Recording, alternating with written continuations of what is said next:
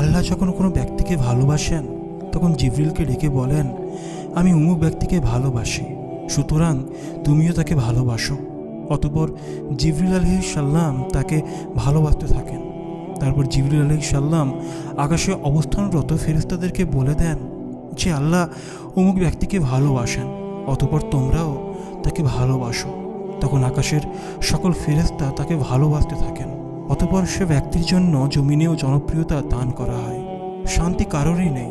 বিবাহিতরা ডিভোর্সের চিন্তায় ব্যস্ত, আর অবিবাহিতরা বিয়ের চিন্তায় মগ্ন। বাচ্চাদের তাড়াতাড়ি বড় হওয়ার চিন্তা, আর বড়দের শৈশবে ফিরে যাওয়ার আকুতি।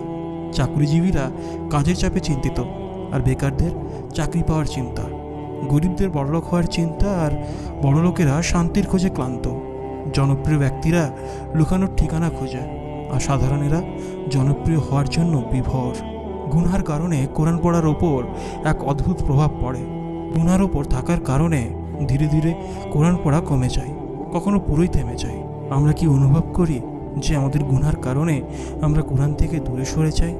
অন্তরের প্রতিটি ব্যথা, চোখের প্রতিটি নোনা পানির ফোঁটা আল্লাহর খুব নিকটে নিয়ে যায়। বারবার এই ব্যথাগুলো আল্লাহর স্মরণ দ্বিগুণ করে দেয়। কলব বারবার বলে ওঠে, তোমার একজন রব আছেন, তিনি যথেষ্ট তোমার জন্য। তুমি সম্পূর্ণ তাওয়াক্কুল করো সবরের সাথে। সুবহানাল্লাহ। কত দামি কথাগুলো! এখনো সময় আছে, একটু চোখের পানি ঝরাও, মুখ দিয়ে আল্লাহর কাছে বারবার ক্ষমা চাও। এখন তুমি ডুবে আছো কোমর সমান পানিতে, একবার পুরো ডুবে গেলে পারবে না আর বাঁচিতে।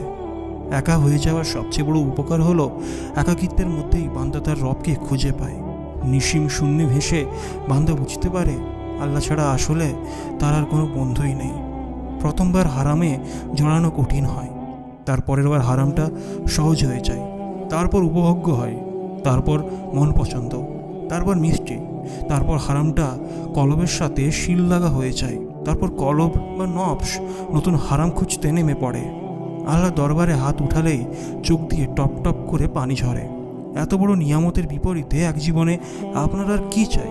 রবের কাছে প্রাণ খুলে কাঁদতে পারাও এক বিশাল বড় নিয়ামত, যা সবাই পায় না। আল্লাহ যাকে পছন্দ করেন কেবল তাকে এই নিয়ামত দান করেন।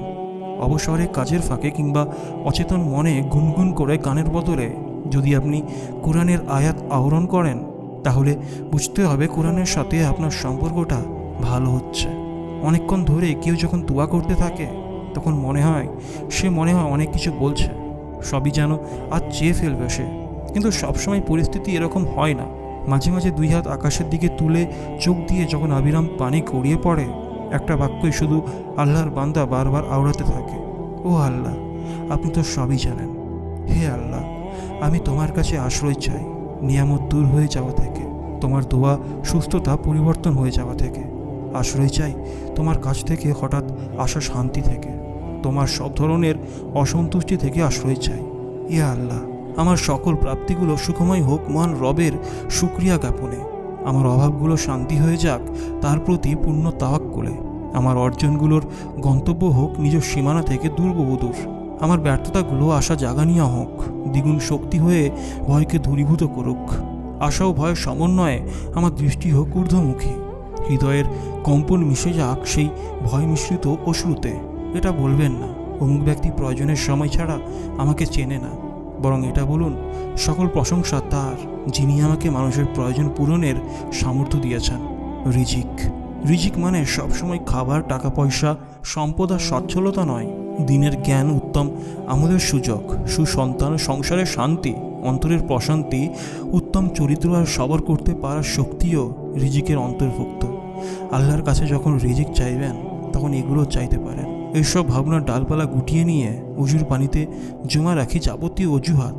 2 গজের মুসল্লায় ভর করে দাঁড়াতেই আমাকে শূন্যে ভাসিয়ে নেয় শেষ রাত্রির জায়নামাজ।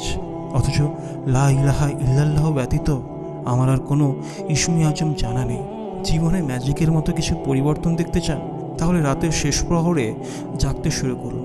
শেষ রাতে 2 রাকাত সালাত, কিছু ইস্তিগফার, কিছু তাসবিহ তাহলিল, কিছু তিলাওয়াত আপনার জীবনে আকস্মিক পরিবর্তন নিয়ে আসবে ইনশাআল্লাহ। যদি শূন্যতা ও একাকিত্ব তোমায় ঘিরে ফেলে তবে তুমি ভয় পেও না এবং দুঃখিত হও না। এটা তোমার জন্য একটা সতর্ক বার্তা মাত্র। এটা জানান দেওয়ার জন্য যে দুনিয়াবি সব সম্পর্ক ধোঁকা, তাছাড়া আর কিছুই নয়। একমাত্র রবের সাথে গড়া সম্পর্কই সত্য।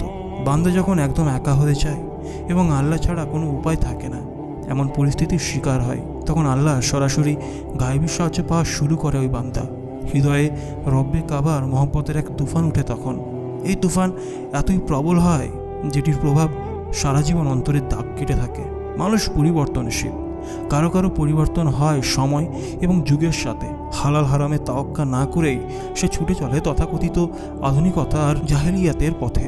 সমাজের কাছে হয়তো সে অনেক স্মার্ট, কিন্তু রবের কাছে আবার কারো কারো পরিবর্তন হয় শুধু মহান রবের জন্য।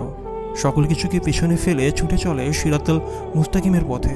রবের কাছে প্রিয় বান্দা হতে গিয়ে বন্ধুবান্ধব ও সমাজের পাকা চোখের মানুষগুলোর কাছে হয়ে যায় হুজুর। ইবাদত অন্তরকে নরম করে, আর অন্তরটা নরম হলে সেই অন্তরের জন্য ইলম গ্রহণ করা সহজ হয়ে যায়। ইলম সেখানে দৃঢ়ভাবে জায়গা করে নেয় এবং প্রভাব ফেলে। আর অন্তর যদি কঠিন ও শুষ্ক হয়, সেই অন্তরের জন্য ইলম গ্রহণ করা কঠিন হয়ে যায়। একবার এক লোক রাসূল সাল্লাল্লাহু আলাইহি সাল্লামের কাছে আসলেন এবং বলল, এ আল্লাহর নবী, যখন আমি আপনার সাথে থাকি তখন আমার মন প্রচণ্ড খুশি থাকে, কিন্তু যখন আমি আমার পরিবারের কাছে যাই তখন আমি আপনাকে মিস করা শুরু করি। আমার চোখ দুটি আপনাকে দেখতে অকুল হয়ে পড়ে, তাই আমি আপনার কাছে আসি, আপনার দিকে তাকাই। আমার অন্তর ঠান্ডা হয়, কিন্তু একসময় তো আপনি মারা যাবেন, আর আমিও মারা যাব। আপনি জান্নাতে নবীদের সাথে উচ্চ পর্যায়ে থাকবেন, আর আমি যদি খুব কষ্ট করে জান্নাতে যেতেও পারি তবে অনেক নিচু পর্যায়ে থাকব। হে আল্লাহ নবী, আপনাকে ছাড়া কিভাবে জান্নাত আসলে জান্নাত হতে পারে? রাসূল সাল্লাল্লাহু আলাইহি সাল্লাম জবাব দিতে পারলেন না, স্তব্ধ হয়ে রইলেন। জিবরাইল আলাইহিস সালাম উত্তর দিতে আসমান থেকে নেমে আসলেন। বললেন, আপনার অনুসারীদের বলুন, মানুষ তো তার সাথে জান্নাতে থাকবে যাকে সে দুনিয়াতে সবচেয়ে বেশি ভালোবাসে। প্রবৃত্তির তাড়নায় যারা দুনিয়া পেয়ে সন্তুষ্ট, তাদের দেখে কখনোই কষ্ট পাবেন না। দুনিয়ায় তাদের সফলতা দেখে হতাশও হবেন না। আখিরাতে আল্লাহ যখন আপনাকে জান্নাতে স্বাগতম জানাবে, সেই দৃশ্য দেখে তাদের সেদিন যে আফসোস হবে তা কল্পনা করে সুখ লাভ করুন। যে ব্যক্তি অতিরিক্ত হাসে সে সম্মান হারায়, যে অতিরিক্ত রসিকতা করে সে শ্রদ্ধা হারায়, যে ব্যক্তি নির্দিষ্ট কোনো কাজ বেশি বেশি করে সে তার জন্যই পরিচিত হয়ে ওঠে, যে খুব বেশি কথা বলে তার ভুল বেশি হয়, আর যে খুব বেশি ভুল করে তার আত্মসম্মানবোধ নষ্ট হয়ে যায়। যে আত্মসম্মানবোধ হারিয়ে ফেলে তার আল্লাহভীতি নষ্ট হয়ে যায়, আর যার আল্লাহভীতি শেষ হয়ে যায় সে আত্মিক দিক থেকে মৃত মানুষের মতো হয়ে যায়। খুব প্রিয় একটা দোয়া, হে আমার রব, যারা আমাকে কষ্ট দিয়েছে, আমার উপর জুলুম করেছে, আমার হক নষ্ট করেছে, আমি সবাইকে ক্ষমা করে দিলাম।